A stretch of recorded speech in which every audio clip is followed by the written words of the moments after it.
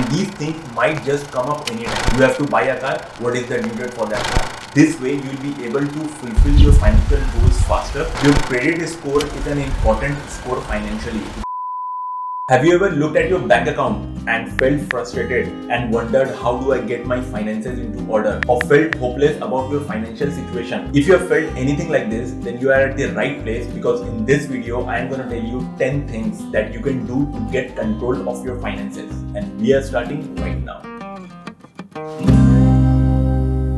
Hello everyone, my name is Dr. Taha Khan. Welcome to my YouTube channel where I share with you clinic and exam related productivity tips and strategies. If this is your first time here, start now by subscribing and hit the bell icon so that you don't miss anything. All these 10 points are basically a step-by-step guide, and by the time you reach to the last step, you would have known how to improve your financial situation. And we'll be doing this in the reverse order, like the 10th point first, then the 9th point, and then the finally first point, because I have arranged it in increasing order of importance. And the best thing about money management is that you can always turn it around. There is no situation so bad that you cannot fix it. In order to get control of your finances, step 1 is check your credit report, because that will show your credit score and the factors that are affecting it. You will also get to know if there are any debts affecting your score. Your credit score is an important score financially, because when you go out into the world, this score will matter a lot, and it shows how credible a person you are financially. So there are many online websites from where you can get to know your credit score. Like I use Cred to get a track of my credit score, and I keep a track of all my credit cards in that app. So after you have known your credit score,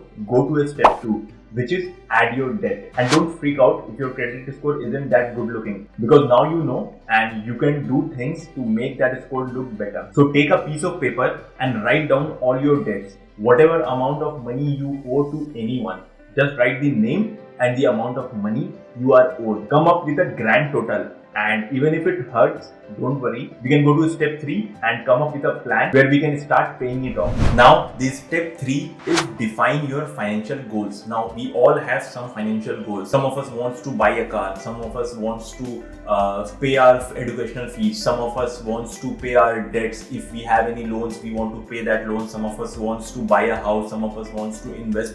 Whatever is your financial goal. So write down all your goals in order of priorities. And beside that, write down the date. Like suppose you have to pay a loan, what is the due date of that loan? You have to buy a car, what is the due date for that car? You have to pay some educational fee, what is the due date for that? Write down the priority and the amount and the due date. The next step, step 4, is create a household budget. A budget is simply a plan on how you will spend your money. And believe me, if you don't have a plan, and you will keep wondering where it went. So few budgeting steps that you can follow. First of all, calculate all your monthly income from all your sources. Calculate it. Second, calculate all your recurring expenses like electricity bills, fuel charges, your mobile bills, your internet charges, and whatever is absolutely necessary in your life, and those are recurring charges, calculate them. Third, subtract these regular expenses from your monthly income and see what is the amount remaining. Step 4, from this remaining amount, assign some amount to saving, some to investment, and some amount will go into debt payment. And the 5th step, the money that will remain after doing all of these things, that will go into your food and entertainment. Step 5 is start saving. Even if you want to pay all your debts right now, but it is still very important to have an emergency fund, because unfortunately crappy things just happen in life sometimes. Like car repair करना हो गया, कुछ medical bills हो गए, या household कुछ repairs हो गया. So these things are unforeseen things, and these things might just come up anytime. And if you think that your credit card is your emergency fund, then you might remain broke all your life. The best way to do this is set up an automatic transfer from your salary account to your saving account, so that every month once your salary gets credited to your salary account, certain amount of that automatically gets transferred to your savings account, so that ऐसा मान लो कि whatever is amount left in your salary account, that is the salary that you have received. Step 6 is stop using your credit card right from today. See, if you are that kind of a person who spends more than you have and you keep adding debts to your credit card, then there is no way you will be able to clear all your debts, because this will take an attitude shift. If you don't have the money,